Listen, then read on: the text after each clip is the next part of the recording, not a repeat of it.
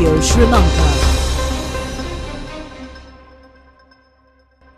Hello, good evening. Coming to you from the National News Studio. This is the news. Welcome. Together with Hesha Inali, this is Clifford Richards. First of all, we take a look at the headlines. The Supreme Court orders former President Maithripala Sirisena to pay 100 million rupees as compensation for the Easter Sunday victims. The central bank governor requests China and India to agree to a write-down of their loans. Steps to avoid importing eggs from countries with the bird flu epidemic.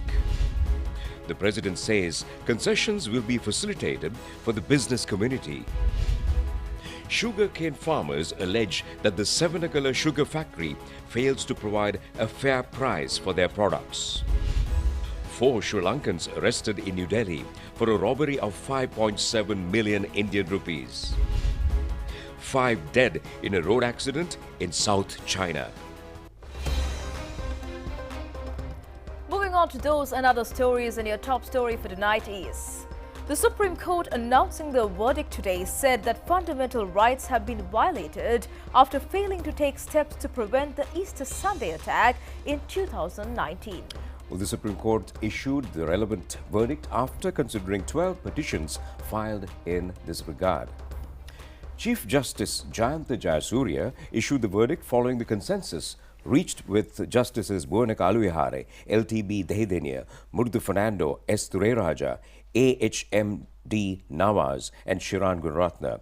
Accordingly, the Supreme Court ordered former President Maithripala Sirisena to pay 100 million rupees, former State Intelligence Service Director Nilantha Jayawardena and former Inspector General of Police Pujith Jasundara to pay 75 million rupees, former Secretary of Defence Hemasiri Fernando to pay 50 million rupees and National Intelligence Chief Sisira Mendes is to pay 10 million rupees in compensation to the victims of the Easter Sunday attacks. In addition, the Supreme Court ordered the government to pay 1 million rupees as compensation to the victims. The Supreme Court has also ordered to take disciplinary action against former Chief of State Intelligence Service Nilantha Jayawardena. All executive powers are vested with the President under the Constitution. The President has also acted as the Minister for Defence. It has been confirmed that at the time of the incident, the Tri-Forces, the police and the state intelligence were functioning under former President Maithripala Sirisena. Also, the former President was vested with the power of implementing the Prevention of Terrorism Act and Public Security Act. Presenting an affidavit on behalf of the former President Maithripala Sirisena, then President Secretary Udaya Senaviratna mentioned that former Defence Secretary Hemasiri Fernando, former IGP Pujith Jasundara or State Intelligence Service Chief Nilantha Jayawardena failed to brief the President over the potential threat despite having poor intelligence information. Chief Justice Jayanta Jayasuriya said that under the Section 4 of the Constitution, the President is also vested with the responsibility of the national security as well as public security. Therefore, the former President cannot elude from the responsibility, claiming that the officers who were functioning under him failed to provide him with the relevant information. After analyzing all necessary information, it has been revealed that the former President has failed to fulfill his responsibilities while functioning as the Subject Minister for Defence, and it can be observed that the former President has severely neglected the responsibilities vested with him. Accordingly, Chief Justice Jayanta Jayasuriya, announcing the verdict, said that former President Maithripala Sirisena has violated the fundamental rights mentioned in the 12(1) and 14(e) sections of the Constitution. The Supreme Court also found that the group of former senior government officials have also neglected to take necessary actions regarding the attack, despite having prior information, and failed to protect the fundamental rights. And meanwhile, Central Bank has urged China and India to agree a write-down of their loans at the earliest. Governor of the Central Bank, Dr. Nandalal Veerasinghe, in an interview with the BBC Newsnight, it was in the interest of all parties to act promptly. Sri Lanka defaulted on its debt repayments and negotiated a $2.9 billion bailout. But the International Monetary Fund will not release the funds until China and India finally agree to reduce Sri Lanka's billions of dollars of debt. Central Bank Governor Dr. Nandalal Veerasinghe during the interview said that both debtor and creditor will benefit if the finance assurances are extended to start repaying their obligations. Though inflation in the country has eased slightly since last year, food prices in Sri Lanka last month were still 65% higher than a year earlier. The World Food Programme estimates that 8 million Sri Lankans, more than a third of the population, are food insecure, with hunger especially concentrated in rural areas. The World Bank estimates that Sri Lanka's economy shrank by 9.2% in 2022 and that it will contract by a further 4.2% this year.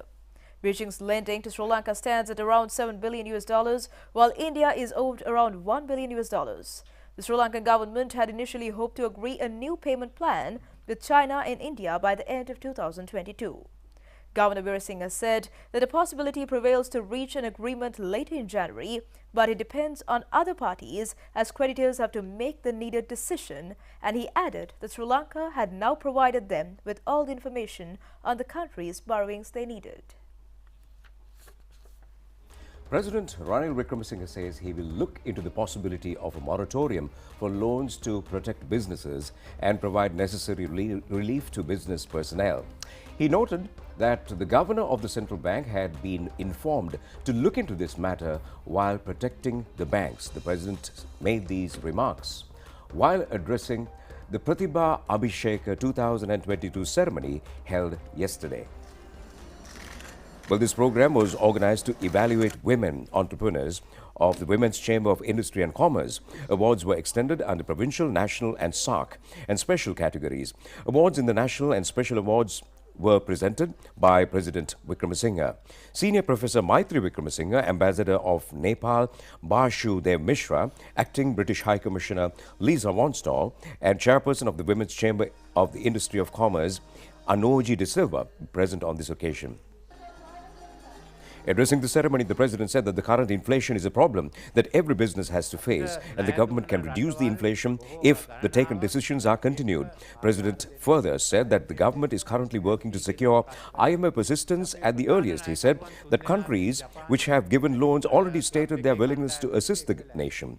He also pointed out that Japan and the Paris Club, two of the three major creditors, have expressed their willingness to assist. He said that the government has begun talks with India and China. According to the discussions with China Exim Bank recently, they are currently debating on how to restructure the debt, the president added. He said that the Chinese side has agreed to move promptly.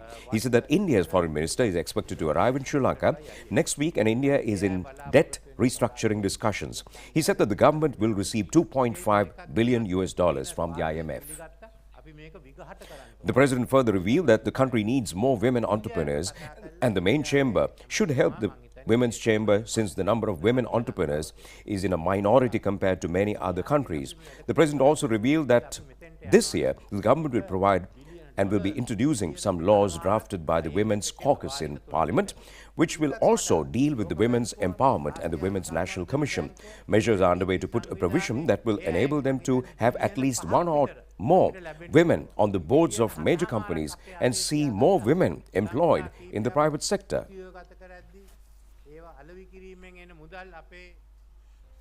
Well, the government has decided to celebrate the 75th National Day of Independence with pride, together with the new reformist program for the next 25 years.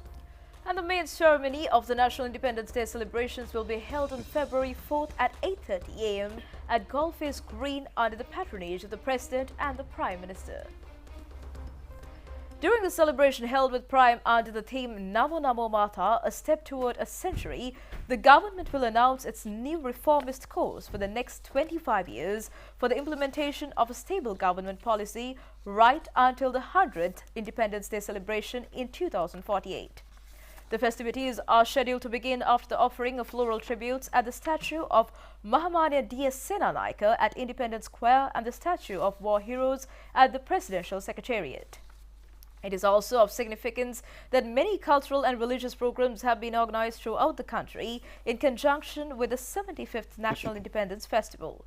Accordingly, the religious rites will be performed on the evening of February 2nd at Sri Dalada Maligawa, and on the same night the Dhamma sermon will begin at Victoria Dam at 9 p.m. The following morning, an almsgiving has also been planned. Other religious observances will be held on February 4th. The Independence Day parade, with over 6,012 personnel representing the TCR forces, the police and the National Cadet Corps, along with 320 armed vehicles, will commence from Kalpite Junction. The public will be allowed to witness the parade, and the President will not deliver the traditional speech at the main ceremony and expected to address the nation in the evening.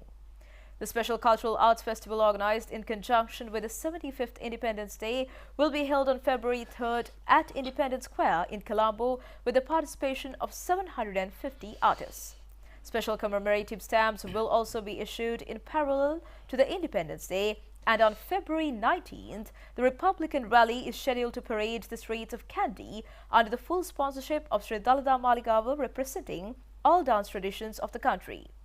A Sri Dalada exhibition is to be held at the historic temple of the Tool Relic premises in March. The Jaffna Cultural Center will be opened on February 11th morning under the patronage of the President. Well, the police have taken a suspect into custody in Dadigamur, Hangwell area, with 750 grams of ice and heroin, illegal drugs, in her possession. Well, the relevant raid was carried out by the Crime Division of the Western Province South. A 39-year-old suspect had been taken into custody while traveling to her residence while concealing the cache of narcotics in her traveling bag. The other person residing with the suspect has been identified as the suspect of the shooting incident occurred in Hangwell on 18th December. The police have said that the suspect had fled the area. The police have further said that it has been revealed that the female suspect is involved in the drug syndicate operated by Lalit Kanhangara, who is currently residing in Dubai. He is also alleged to have been involved in the shooting incident occurred in Hangwell area.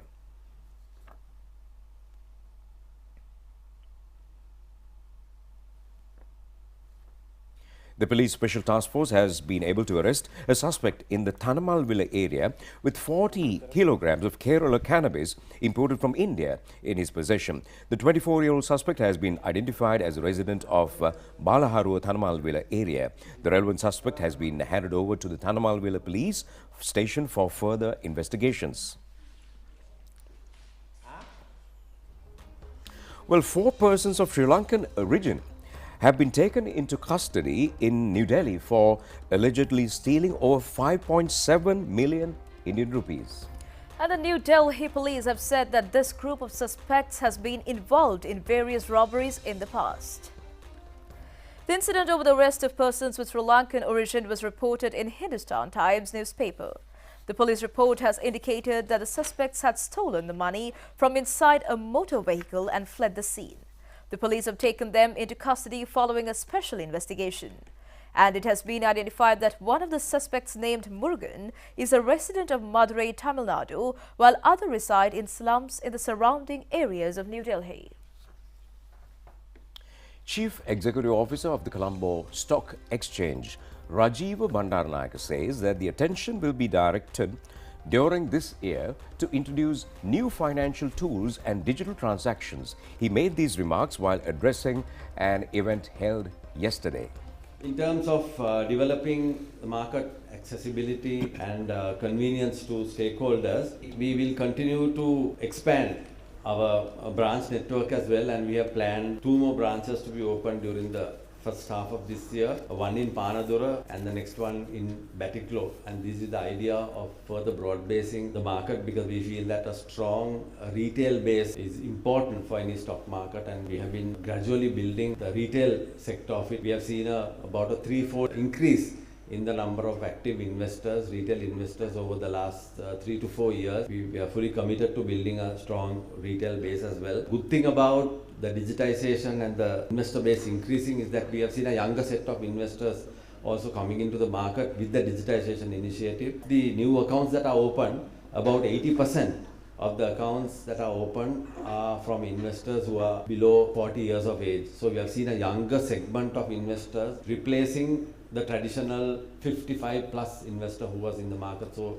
we see a shift in the profile of investors as well. Then again, a quick word about the CDS or the depository. The depository has seen some significant developments in the recent past. As you know, the mobile app has now facilitated end-to-end processes to be completely digitized. So any Sri Lankan, not only from Sri Lanka, from any part of the world, can now onboard themselves using digital means sign all the relevant agreements digitally, onboard themselves, get access to information, get access to trading facilities, then settle your trades through internet banking and have a completely seamless entry and exit to the market using your mobile phone, so you can do all of that while staying at home. So this has facilitated a larger, as I said, a larger group of people to come in. The CDS on their part has augmented their services to accommodate the entire end-to-end processes. For example, your dividends that are sent within 2 market days directly to your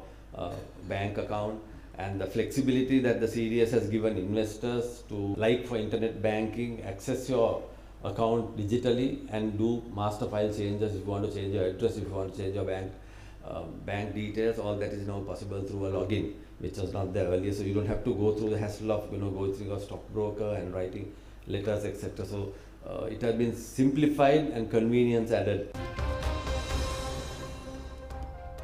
In the meantime, several political parties and independent groups placed deposits for the local government election today at the respective district secretariats.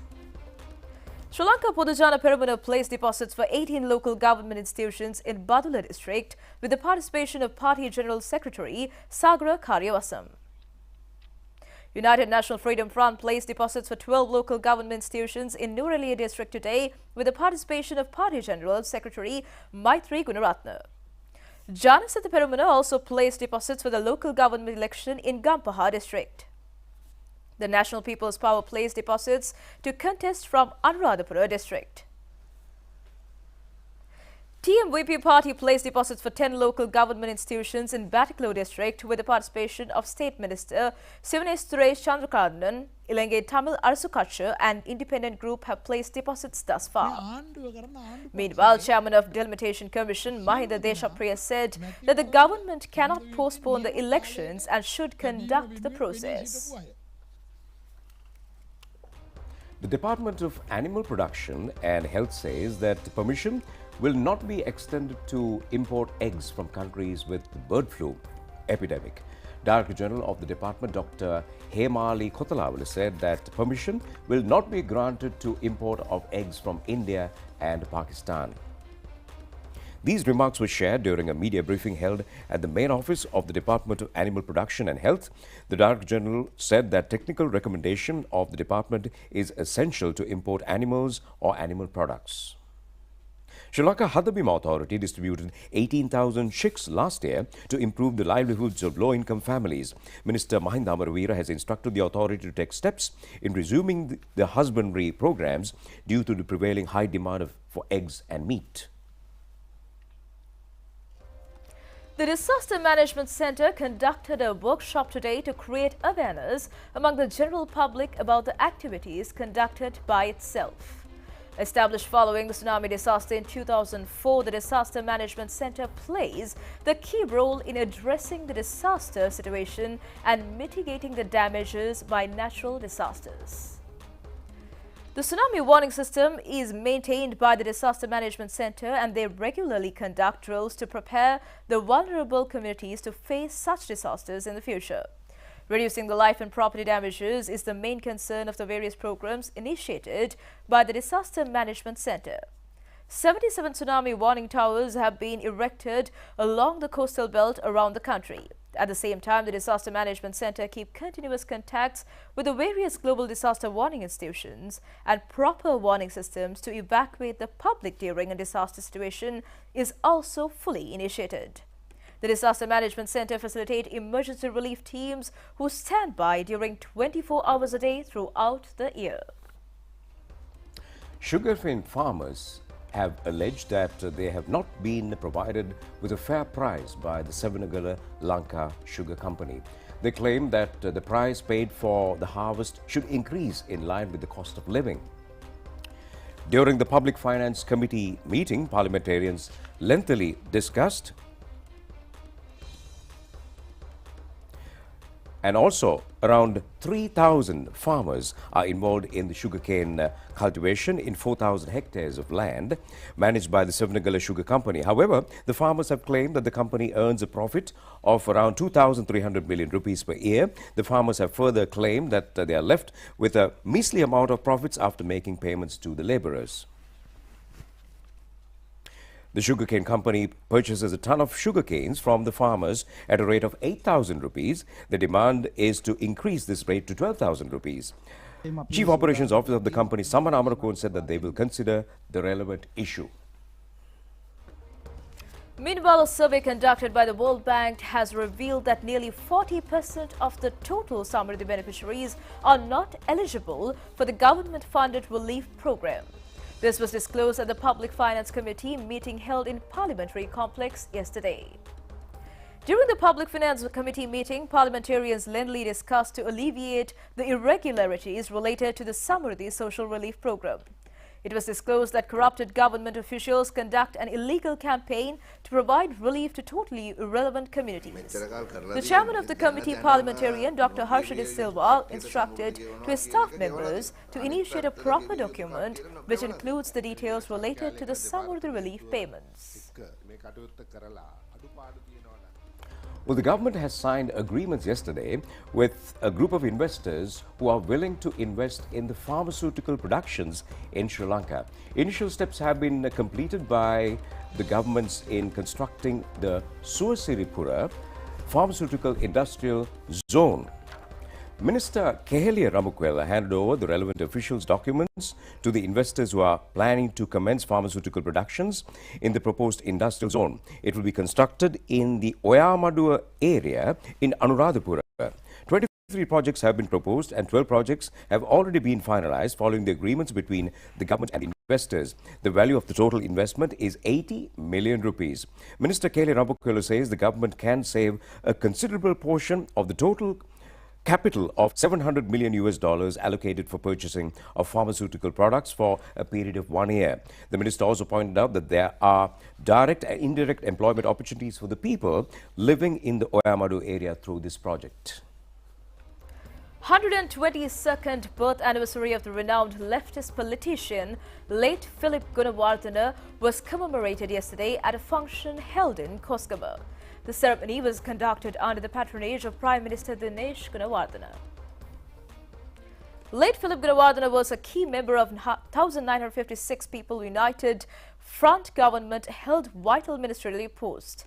He did a yeoman service to enhance the agricultural sector in the country.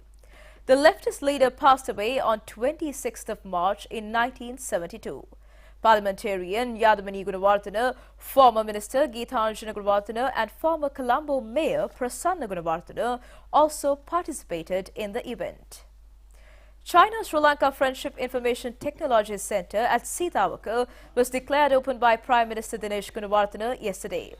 The centre was constructed under the patronage of Chinese Embassy in Sri Lanka, and computer equipment worth 50 million Sri Lankan rupees were donated by the Chinese Embassy in Colombo. Hospital sources indicate that there is a considerable rise of dengue cases in the country. Most of the cases have been reported from the western part of the country. General Physician Dr. Nandana Dikmagoda, addressing a press conference today, requested the general public to pay their attention on various symptoms related to dengue fever. He requested the general public to immediately seek medical assistance in such situations. He pointed out that some people are practicing a very dangerous method of using various medications without the instructions of the doctor. He warned the public that the type of irresponsible activities will cause severe threats to health. Dr. Dikmadugoda also pointed out that there is a considerable hike in the cases of rat fever from various parts of the island. Well, that's news at home. We take a short break and we'll be back with international stories shortly.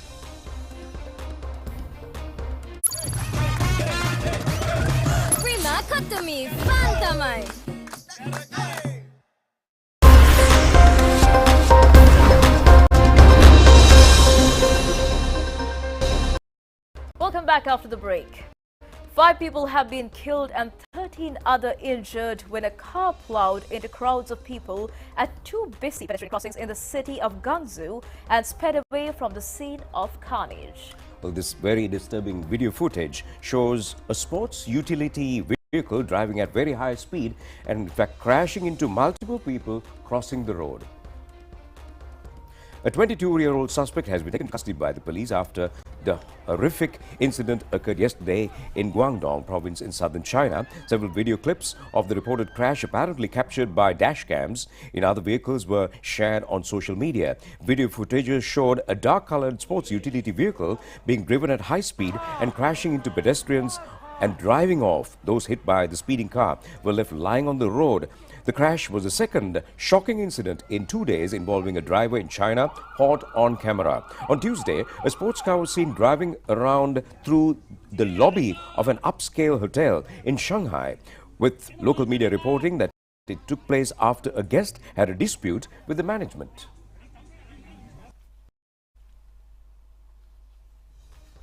Well, thousands of world's large dams are clogged with sediment and risk losing more than a quarter of their storage capacity by 2050. And the United Nations researchers say warning of threat to water security. Nearly 50,000 large dams worldwide could lose more than a quarter of their storage capacity by 2050 as a result of sedimentation buildups eroding global water and energy security, according to United Nations research. Dam capacity is expected to drop from 6 trillion cubic meters to 4.655 trillion cubic meters by 2050. The UN University's Institute for Water, Environment and Health said that action must be taken to address the problem and protect vital storage infrastructure. Silt accumulates in reservoirs as a result of the hydroelectric turbines and cut power generation. Impeding sediment flows along a river can also make upstream regions more prone to flooding and erode downstream habitats. The UN study looked at data from 50,000 dams in 150 countries and said 16% of original capacity had already been lost. The study estimated that if built-up rates continue at the same pace, that will increase to about 26% by mid-century. It said the United States is facing losses of 34% by 2050, with Brazil estimated to lose 23%, India 26% and China 20%.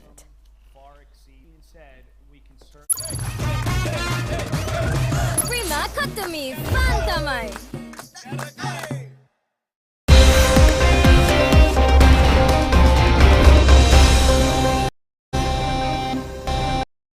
Welcome back, and we are now moving on to sports news. For Sri Lankan cricket fans, not so good news because India wins the second ODI and winning the series just a little while ago, and the match was played at Eden Gardens grounds. Winning the toss, Sri Lanka opted to bat first and scored 215 runs for their innings. The debutant Nuwendu Fernando scored 50 runs for the Sri Lankan innings. With a target of 216, India managed to score 219 runs, losing only 6 wickets during the chase. KL Rahul scored 64 runs for India. But what an impressive innings against this really good Indian bowling lineup. Naveen is new to Sri Lanka cricket, but he has the pedigree. If you look at his first-class record. Well, a Sydney magistrate has adjourned the rape case against cricketer Danishka Gunatilaka, and a police brief of the evidence can be finalized. The 31-year-old is charged with 4 counts of sexually assaulting a woman he met on a dating app, Tinder, in November last year when he was in Australia to play in the T20 World Cup. In Downing Centre, local court magistrate David Price adjourned the matter until February 23rd, so a police brief of evidence can be finalized. Danishka Gunatilaka's solicitor said his defence team had not been served with any brief at all. The cricketer was not in court and has been excused from attending in February if he is represented by his solicitor. His bail, which has strict reporting conditions and a night curfew, has been continued. The cricketer is not allowed to contact the woman making the accusations against him, and he is not allowed to use social media or dating apps. He has also surrendered his passport and provided $200,000 surety. Prima Katami Fantamai.